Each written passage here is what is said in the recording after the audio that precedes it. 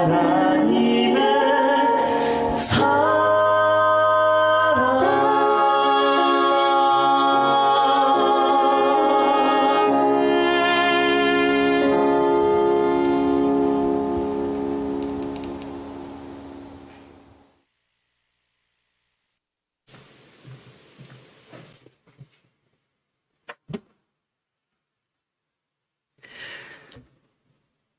하늘에 계셔서 언제나 우리를 돌봐주시는 하나님 아버지, 이렇게 안식을 다시 맞이하여 안식일에 함께 예배드릴 수 있도록 인도하시니 감사합니다. 특별히 민족의 대명절인 설을 맞이하여 가족을 한 번 더 생각하고 이웃과 우리 주변에 있는 친구들을 한 번 더 생각할 수 있는 그러한 시간을 주시니 감사합니다. 이 시간 간절히 기도드리옵기는 오늘 하나님 말씀을 대언할 주의 종을 단위에 세우셨으니 그 입술에 복을 더하여 주셔서 선포되어지는 말씀이 모든 듣는 성도님들 마음 가운데 은혜로 자리 잡을 수 있도록 성령님 임재하여 주시옵소서. 이 시간을 처음부터 끝까지 주님께 맡기오며 사랑이신 예수 그리스도 이름으로 간절히 기도합니다. 아멘.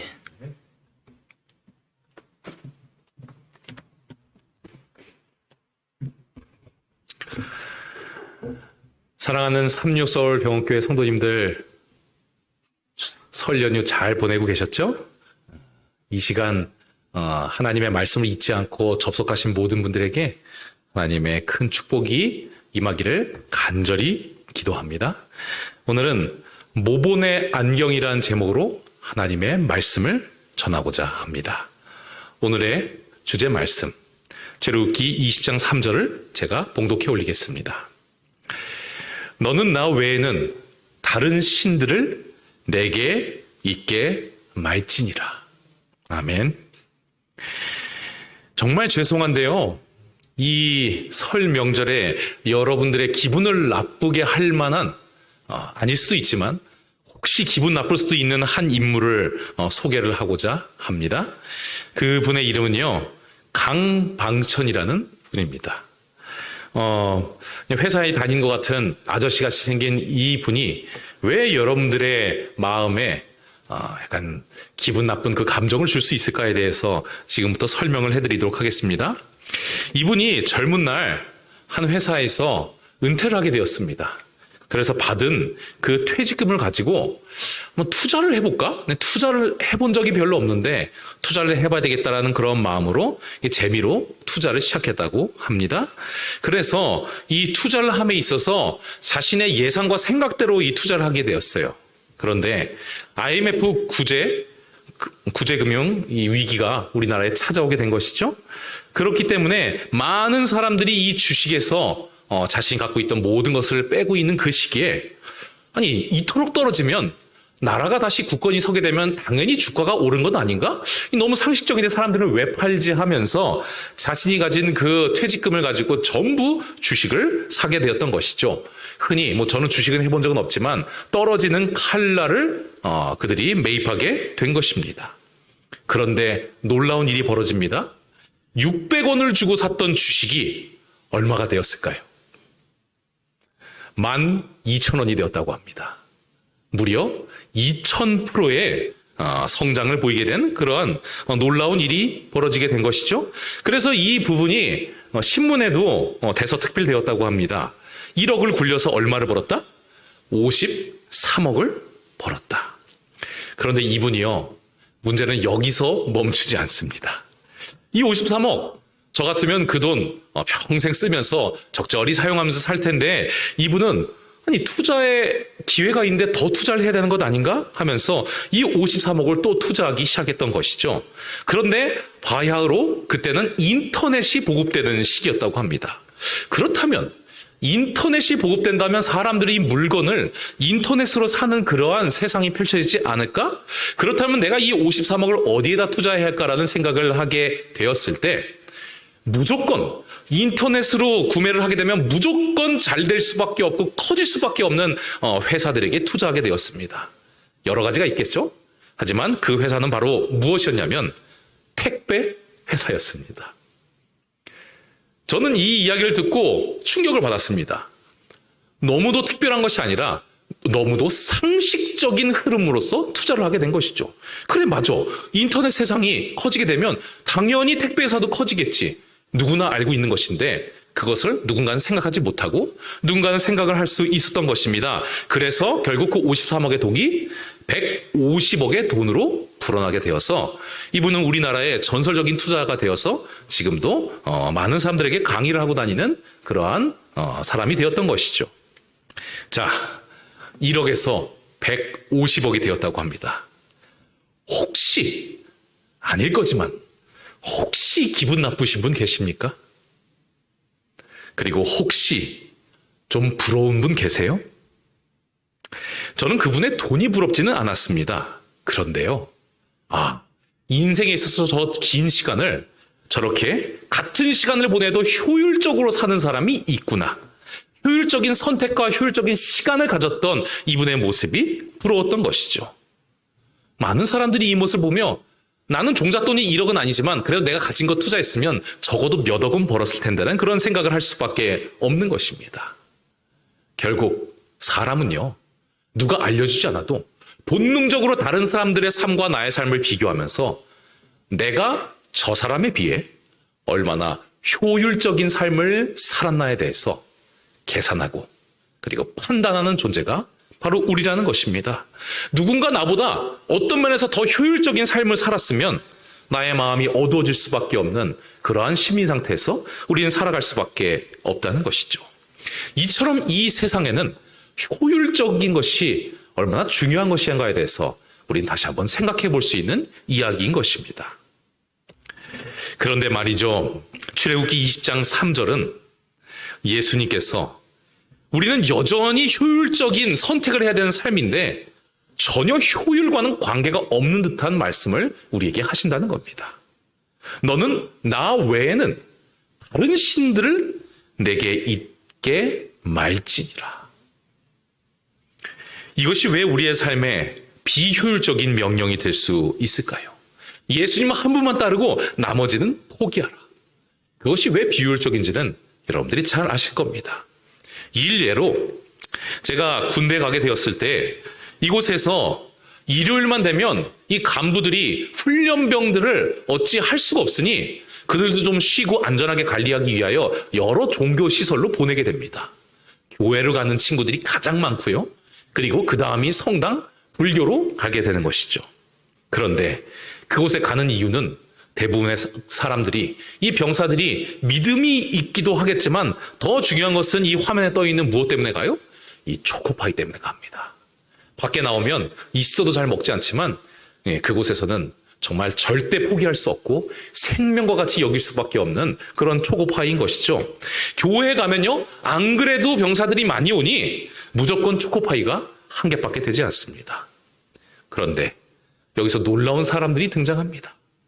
이번 주에는 교회를 갔다가 그 다음 주에는 부처님을 믿으며 절을 가고 그 다음 주에는 다시 하나님을 믿으며 그래도 성당이 최고지 이러면서 계속해서 종교시설을 바꾸는 그런 무리들이 생겨나게 되는 것입니다. 그런데 그들이 어떠한 마음을 갖는지 모릅니다. 대부분은 초코파이 때문에 내가 믿고 있는 종교가 있지만 그래, 나 하나님 믿고 있어. 가끔 불교에 가서 초코파이만 받아오면 어때? 그곳에 가면 초코파이를 3개 준다던데 어쩔 때는 성당에 가면 피자를 준다던데 가끔 가다가 하나님을 바라보지 않고 왔다 갔다 하면서 실리적으로 사는 게 좋은 것 아닐까라는 그러한 생각을 하게 되는 것이죠.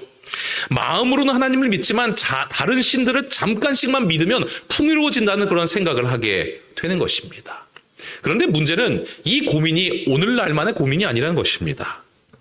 고대 이스라엘, 특별히 출애굽하던 그 시절의 이스라엘 백성들은요, 하나님을 믿고는 있지만 하나님, 저 하나님 믿어요. 아시죠? 그런데 가끔 이방 신들에게 가면 안 됩니까?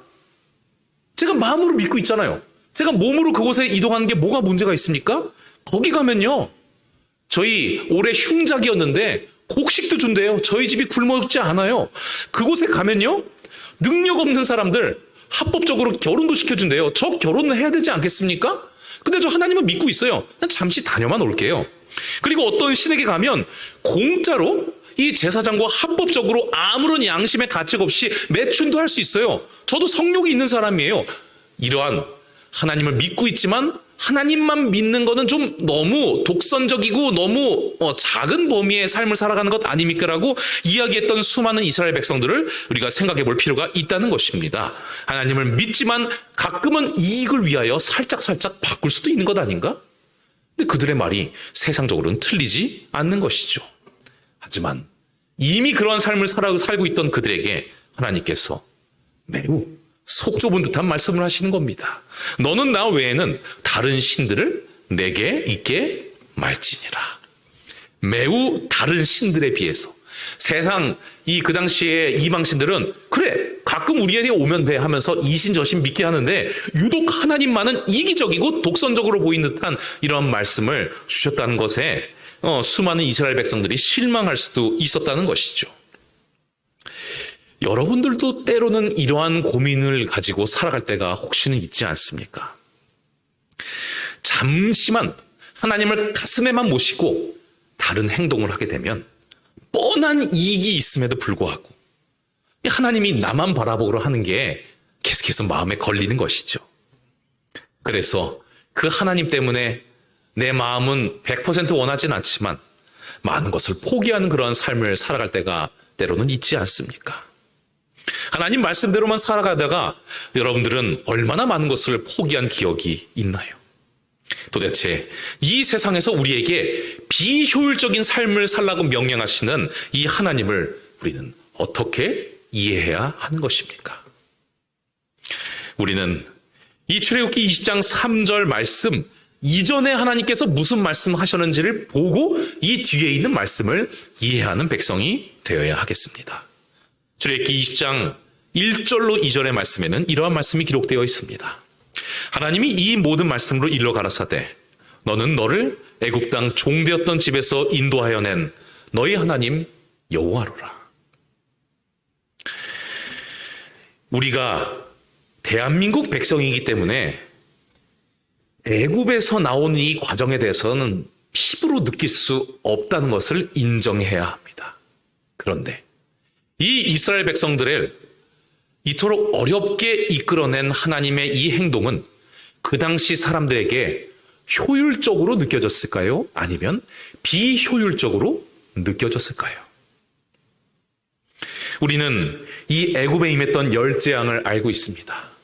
이 10가지 재앙을 내린 이유는 바로 이스라엘 백성을 보내주면 그들에게 임하지 않는데 보내주지 않으니 악한 선택을 하니 하나님도 어쩔 수 없이 이러한 재앙을 내릴 수밖에 없었던 것입니다. 하나님은 처음부터 재앙을 내리고자 하는 마음이 아니라 제발 미리 올 것을 대비하여 그냥 보내줘라고 하나님께서 말씀하신 것이죠. 하지만 그것은 애굽인들에게는 그렇게 중요하지 않았을 것이라는 겁니다.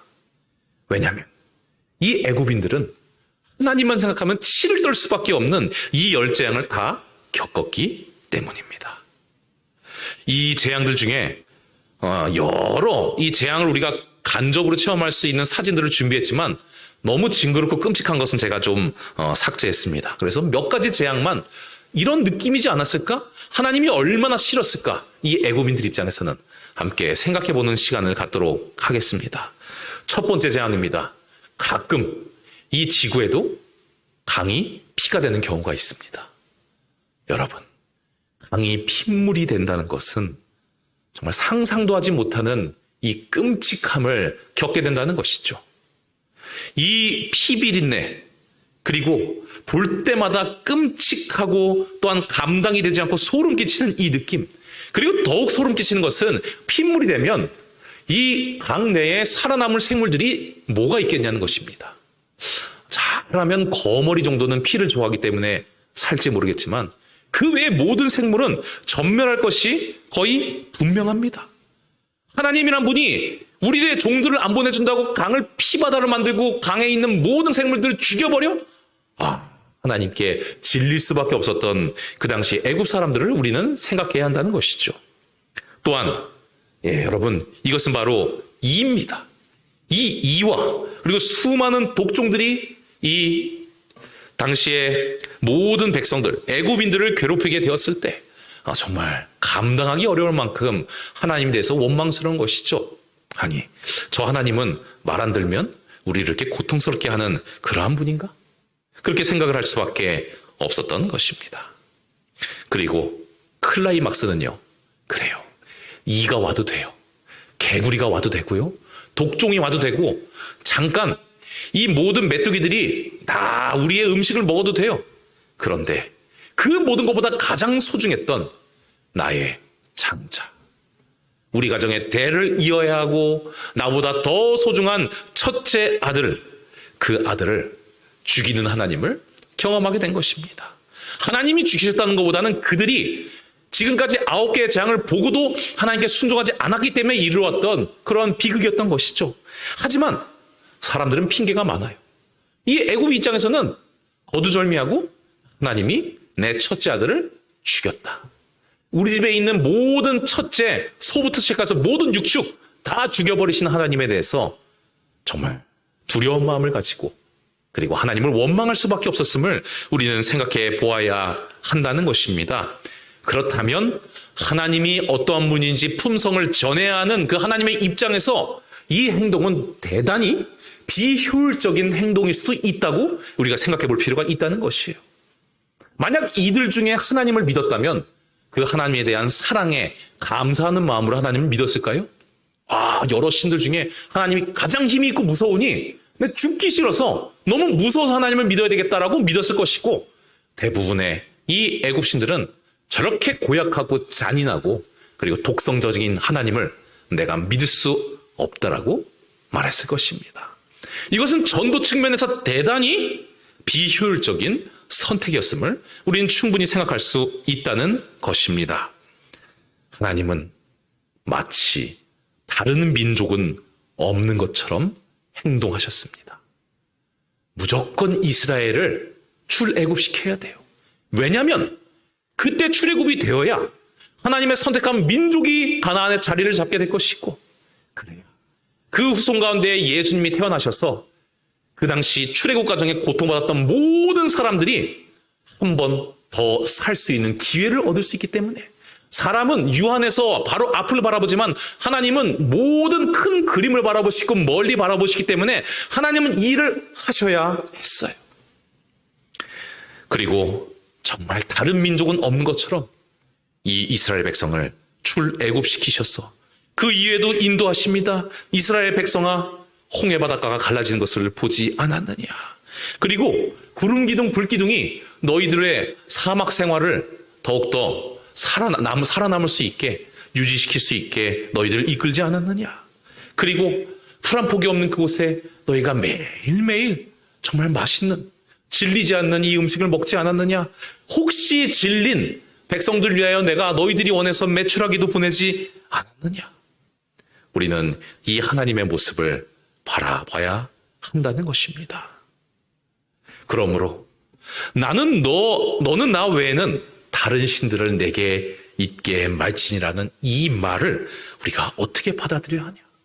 우리의 목을 졸라매는 그러한 무서운 말이요 우리를 갑갑하게 하는 그러한 말씀으로 받아들여야 할까요?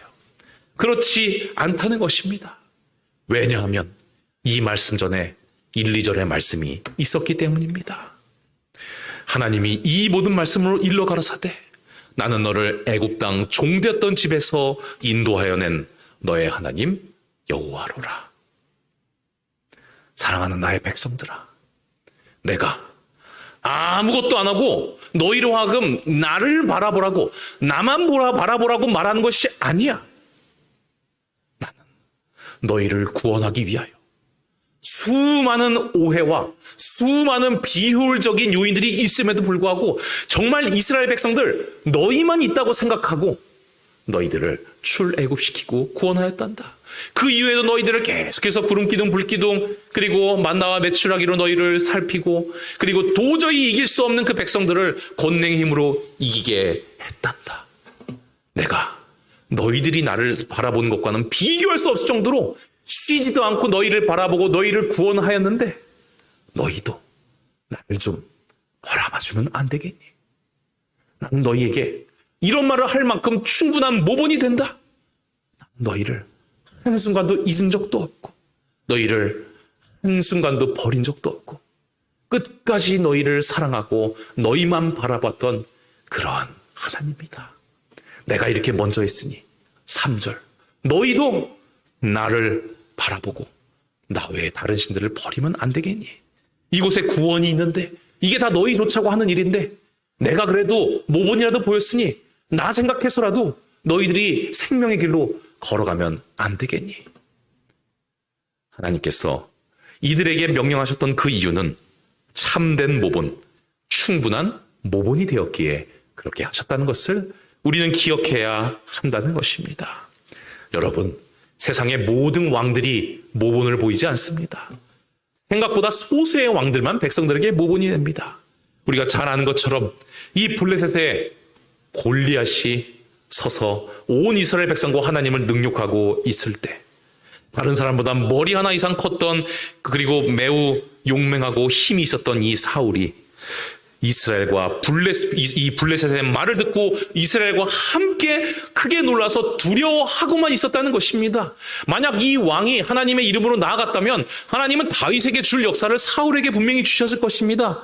하지만 그토록 하나님을 많이 바라보고 경험했음에도 불구하고 이 왕은 왕임에도 불구하고 전혀 백성들에게 모본이 되지 않았다는 것을 우리는 기억해야 한다는 것입니다.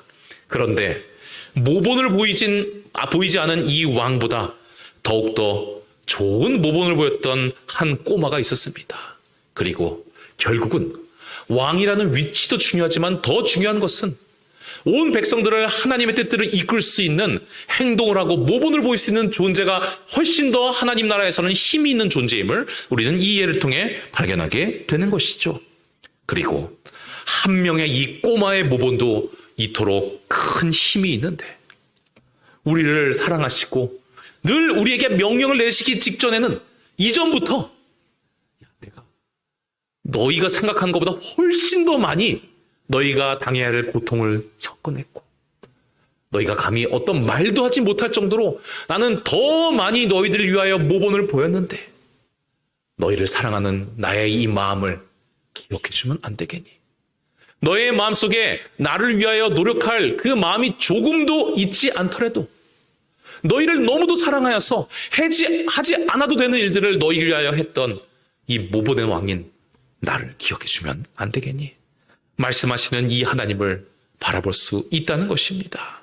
아무런 권능이 없었던 한 꼬마가 모본을 보였을 때도 그처럼 큰 일이 벌어지게 되었는데 이 세상에서 가장 능력이 있는 권능의 왕이신 예수 그리스도께서 모본을 보이신다면 정말 왕이 모본을 보이신다면 이것은 우리에게 있어서 얼마나 큰 힘이 되는 사실인 것입니까? 우리를 끔찍히 사랑하시기에 비효율적으로 보이는 그 명령을 하시기 전에 이미 모본을 보이시고 우리로 하여금 부드럽게 자연스러운 마음으로 우러나는 마음으로 하나님의 말씀에 순종하게 만드시는 젠틀하시고 부드러우신 여러분들의 하나님, 그 하나님께 감사와 찬송 돌리는 모든 하나님의 백성 되시기를 진심으로 바라겠습니다. 이 삼국지에는 슈퍼스타 3명이 있습니다. 그 슈퍼스타 3명은 바로 누가 뭐래도 유비, 관우, 장비입니다. 그런데 이 유비, 관우, 장비는 인기가 많지만 의외로 이 3명의 유명한 인물 말고 참으로 인기 많은 장수가 또 있습니다. 그의 이름은 보신 것처럼 조자룡입니다. 왜 그런지 모르겠는데 조자룡은 어느 만화나 아니면 그림에 나오더라도 유비, 관우, 장비보다는 훨씬 더 호감이 가는 그러한 인물입니다. 솔직히 말해서 잘생기고 멋있어요. 유비를 보면요, 귀가 이 어깨까지 내려올 정도로 기괴한 그런 모습을 갖고 있었다고 하고, 관우는 뭐 거의 수염 길고 홍당무 같다고 표현이 되었습니다. 뭐 빗자루 같은 그러한 형상을 가지고 있는 것이죠. 장비는 누가 그리더라도 집안의 머슴과 같은 그러한 무식하고 힘만 센 그런 뚱뚱한 모습으로 그려지게 되는 것입니다.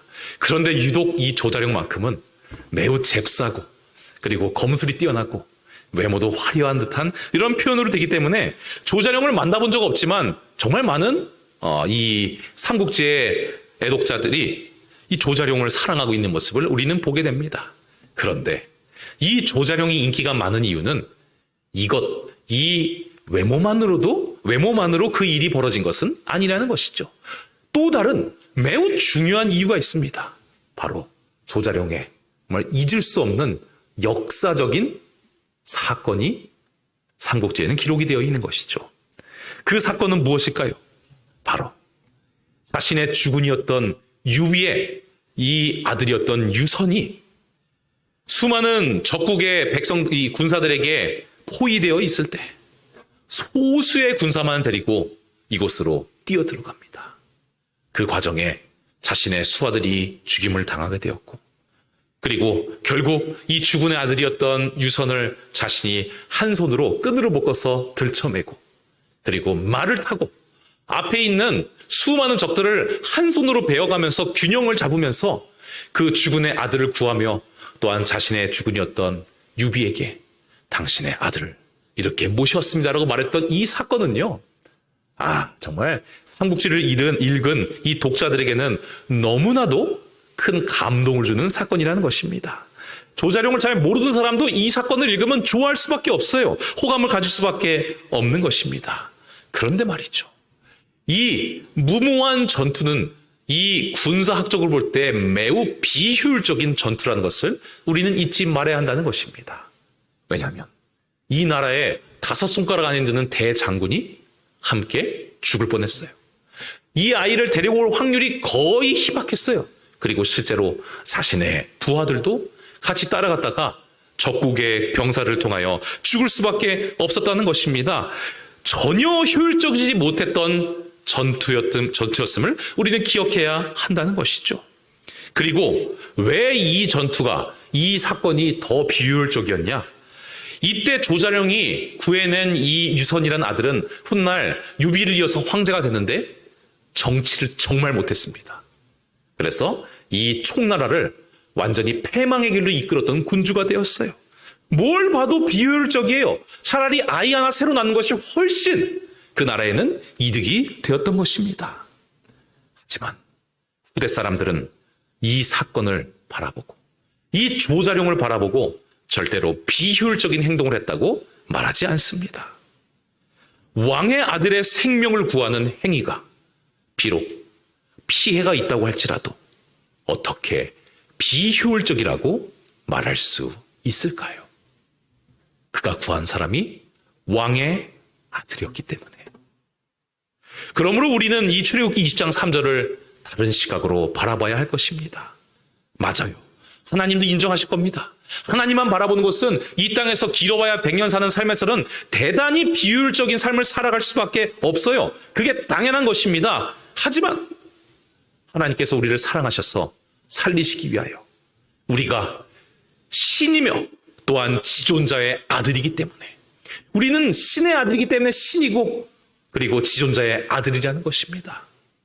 온 우주의 왕의 아들들을 구함에 있어서 비효율이라는 것은 없다는 것입니다. 오직 하나님을 바라보라는 이 독선적인 명령은 그 명령을 따르게 됐을 때 구해지는 우리의 가치로 인하여 결단코 독선적일래야 독선적일 수가 없다는 것이죠. 결국 우리가 예수님의 십자가를 통하여 구원받음으로 우리는 하나님께서 우리에게 주시는 모든 명령이 참으로 우리를 위하는 것이며, 또한 큰 그림 가운데서 온 지구를 사랑하는 매우 이성적이고 합리적인 명령임을 우리는 깨달을 수가 있다는 것입니다. 그러므로 우리는 오직 예수 그리스도만 바라보는 백성이 되어야 합니다. 이미 예수님께서 그렇게 하셨기 때문입니다. 자녀의 구원을 위하여 모든 비효율적인 행동을 다 하시고 이곳에서 완전히 벌거벗겨 주셔서 수많은 백성들에게 조롱거리가 되었지만 3년만 동안 뭐 한 거냐? 제자들은 다 도망가고 정말 한심한 행동을 했구나라고 사람들은 비판하였지만, 가장 비효율적인 삶을 산 사람 중에 한 명이 아닐까라고 비난했을지 모르겠지만 예수님께서는 비효율적인 삶을 살지 않으셨다는 것이에요. 예수님께서 우리를 사랑하시고 이 모든 과정이 우리를 구원하는 그러한 것이 되었기 때문에, 그리고 우리가 예수님만 바라볼 수 있는 명분을 우리에게 주셨기 때문에 예수님은 십자가상에서도 아버지여, 저들이 저희의 죄를 알지 못합니다. 이곳에서도 자신을 죽이고 침뱉는 그 이스라엘 백성만, 수많은 하나님의 백성들만 생각하고 다른 곳은 쳐다보지도 않으셨어요. 예수님이 이렇게 우리만 쳐다보셨는데 우리도 예수님만 바라보는 그러한 힘을 넉넉히 얻을 수 있지 않겠습니까? 시대 소망에는 예수님의 이 마음을 이렇게 표현합니다. 그는 각 사람을 마치 이 지구 표면에 그 사람 외에는 다른 사람이 없는 것처럼 돌보신다. 하나님은 여러분들만 바라보신다는 것입니다. 그러므로 하나님이 우리에게 나만 바라보라고 명령하시면 그것을 불만을 가져서는 안 된다는 것이죠. 힘이 없으면 우리만 바라보시는 예수 그리스도를 쳐다만 본다면, 제대만 받아본다면 우리도 하나님 외에 다른 것을 바라볼 그러한 생각이 들지 않을 것이라는 겁니다. 이토록 부드럽고 순리적으로 우리로 하여금 하나님의 귀한 명령을 따르게 하시는 그 하나님께 감사드리시는 모든 하나님의 백성 되시기를 진심으로 바라겠습니다. 조금 더 우리의 몸을 올가매는 칭칭 감는 듯한 명령이 부조와 선지자의 기록이 되어 있죠. 사람은 어떤 다른 대상물에게도 그들의 애정과 봉사의 첫째 자리를 내주는 것이 금지되어 있다. 하나님께 대한 우리의 사랑을 감소시키거나 마땅히 그분께 드릴 봉사에 방해가 되는 것을 우리 마음속에 품는다면 우리는 그것을 신으로 만드는 것이 된다. 얼마나 부담스러운 말씀입니까? 우리의 행동뿐만 아니라 우리의 마음에도 때로는 하나님보다 조금 더 사랑하는 것이 있으면 그것은 우리가 하나님만 바라보는 것이 아니라고 우리 속까지 바라보시는 이 하나님의 시선이 얼마나 부담스럽나요? 하지만 우리를 평가하시고 우리에게 부담 주시는 그 하나님을 모본의 안경으로 바라보게 되는 모든 하나님의 백성들 되시기를 바라겠습니다. 그 안경으로 하나님의 말씀을 재해석합시다. 이미 하나님께서는 행동뿐만 아니라 마음도 단 한순간도 우리를 잊지 않으시고 우리를 이토록 사랑하셔서 모본이 되셨는데 내가 어떻게 살아가야 할까? 나와 하나님 사이에 방해가 되는 모든 것들을 하나님께서는 다 제하여 버리시고 정말 나를 바라보셨기 때문에, 하나님이 미리 나에게 이런 복을 주셨기 때문에 하나님은 떳떳하게 나만 바라보라고 말씀하시는구나, 나만 생각하라고 말씀하시는구나, 이 하나님을 바라보게 되는 우리가 되었으면 좋겠습니다. 왜 자꾸만 나를 힘들게 하시지? 왜 이런 율법을 만드시고 왜 이런 명령을 하시지라는 생각이 들 때마다 모본의 안경으로서 하나님은 우리를 위해 더 많은 것을 하셨지, 이 말씀을 하고도 남으실 만큼 하나님은 우리에게 완벽한 모본이 되셨지. 그 하나님을 바라봄을 통하여 모본의 안경을 쓰고 살아감을 통하여 하나님께서 우리에게 주신 생명의 길의 그 모든 명령들을 기쁨으로 순종하게 되는 모든 하나님의 백성들 되시기를 바라며 오늘의 말씀을 마치도록 하겠습니다. 기도하겠습니다. 우리의 구원자 되시는 아버지 하나님, 우리에게 생명의 길로 걸어갈 수 있는 압축되어 있는 명령을 허락하심에 감사드립니다. 그리고 그 명령에 순종할 수 없을 때마다 우리보다 더욱더 힘들게 우리의 모본이 되셨던 하나님을 바라보게 하심에 감사드립니다. 아버지 하나님, 민족의 대명절 설에 우리가 함께 모여 하나님의 사랑을 나누는 백성되게 인도하여 주시옵소서. 나는 부족하여 하나님의 명령에 순종할 수 없다라고 선을 긋는 백성이 아니라 우리의 참 모본이 되시고 넉넉한 힘을 주시는 하나님을 바라보는 백성되게 도와주셨어. 올 한 해가 우리의 모본 되시는 하나님을 통하여 주님께 더욱더 순종하며 순종을 통한 큰 복들을 우리의 가슴에 한아름 받는 아름다운 한 해가 될 수 있도록 인도하여 주시옵소서. 우리의 구원자요 생명의 근원 되시며 늘 우리에게 부드러운 길을 제시하여 주시는 우리의 구주 예수 그리스도 이름으로 간절히 기도드리옵나이다. 아멘.